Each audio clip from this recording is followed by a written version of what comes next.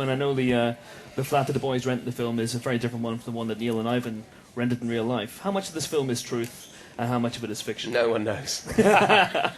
Okay, so there's certain elements of the movie that are true. Yeah. There are certain elements of the film that are rock history.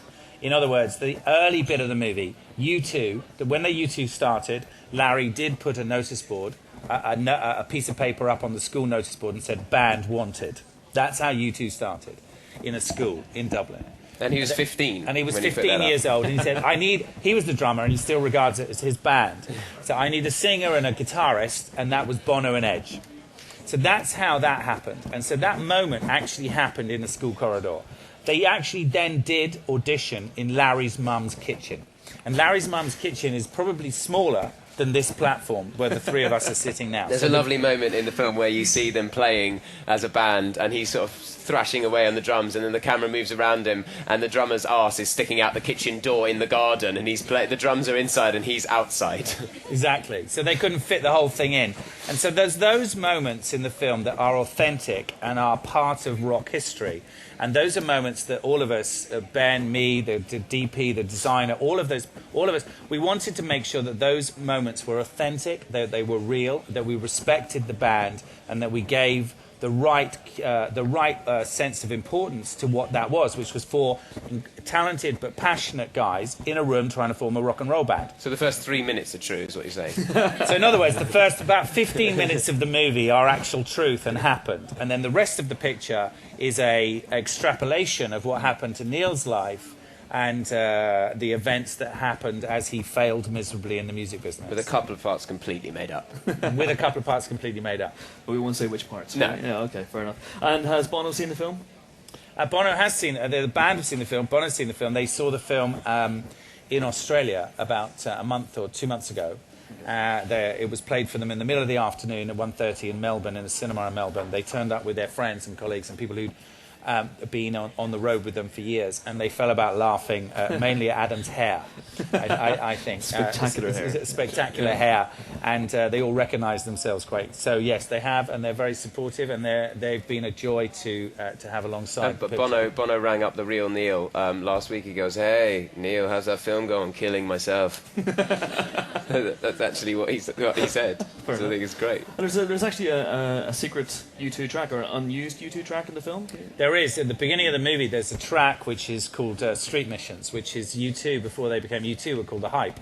And The Hype recorded a song called Street Missions, which, you're going to show the clip? So, yeah. Okay, so this is a clip you're going to see, which is actually... Oh, not this one, but we have... Oh, you got it later? I just want to mention Essentially, it's them playing, and they'd lost this actual particular recording, so we... Neil told me he has it.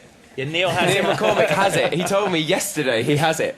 U2 lost the music for this. So when we had to go and find the music for this one of their tracks called Street Missions, which we put in the movie. Fantastic. We do have another clip. It's the boys' first meeting with Peter Serafinowicz, who plays a record label guy who's slightly off the wall, if you want to just have a look at that. One of many hapless meetings we have.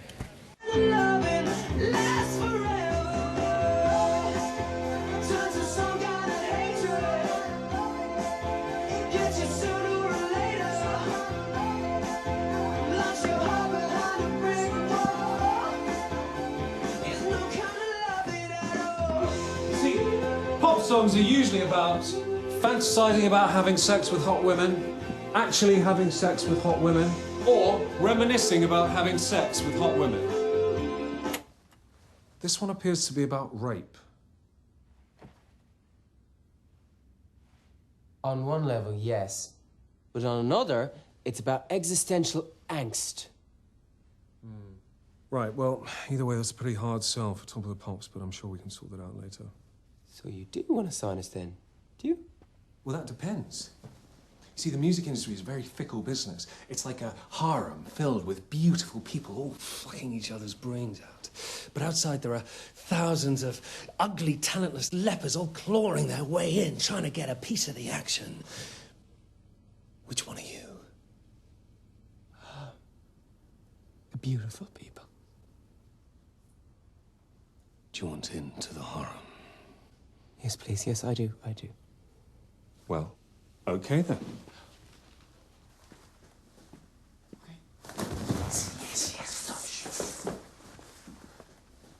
And try and write a song that doesn't have kids reaching for their dictionaries. And also, steer clear of the whole rape area. It's a bad area.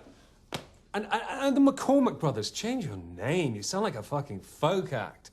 Now get out, arrange an appointment. We'll come back and squiggle a contract next time. Go! What? Two things. Your average music executive. Surfing with his hair is epic. I love it. Secondly, what is Robert Sheehan wearing in that scene? Isn't that good? He loves those dungarees, Robbie. He loves it. When he walked on set, Ben and I mean, I don't know what you saw them earlier. When he walked on set, I actually didn't say anything. I looked at him and said, good, let's go. I've never seen a more ridiculous pair of trousers in my life. They're amazing. Ben, I imagine the answer is no, but did you keep any of Neil's wardrobe from the film? No. On that bombshell. I have to say one last thing before we throw it open to audience questions. That Irish accent is pretty spiffy. How did you come by it? Well, I had a dialect coach for about an hour and a half. That was it, and then the rest is you. That was all, we couldn't afford anymore. That's all we could afford. That was all we could afford budget-wise. So you're watching episodes of Father Ted in the background? No, well, what it was, I really like the Dublin accent. I think it's a very, just a really attractive accent, the Dublin accent. And I just made a decision because it was a comedy, and I knew we'd have people like Peter Serafinovich who would just make up half of his dialogue as we went along, and lots of other sort of stand-ups doing little cameo roles. I thought, if I'm going to be able to sort of veer from the script, as I know I'm going to have to, I can't just learn the words on the page. I have to be able to say anything. And so from the minute I landed to do the film till I left at night, and I just stayed in that accent. Oh, really? And it's weird because you start thinking different phrases. You say different stuff if you stay in an accent for long enough. Right. And I started. You actually thought about becoming Irish, didn't you? When the film said, I'm going to be Irish. I had real trouble remembering what my own voice sounded like when we finished. Honestly, it took me about 2 weeks. I sounded like one of those kind of irritating people who've lived half their life in one country, and they kind of sound a little bit like they might also be from somewhere. And it's very confusing. And also, French the hardest place to try to do a Dublin accent in the world is Belfast, which is where we shot. Okay. Because the accent is just different enough and just similar enough to mess you around. To just completely mess with your head. Yeah. But I just spent all my time with Robert and tried to sound like his brother. And I thought, if I can sound like his brother, I'll sound Irish. So that was the ploy. Fair enough. Good job, sir. Good job. Right.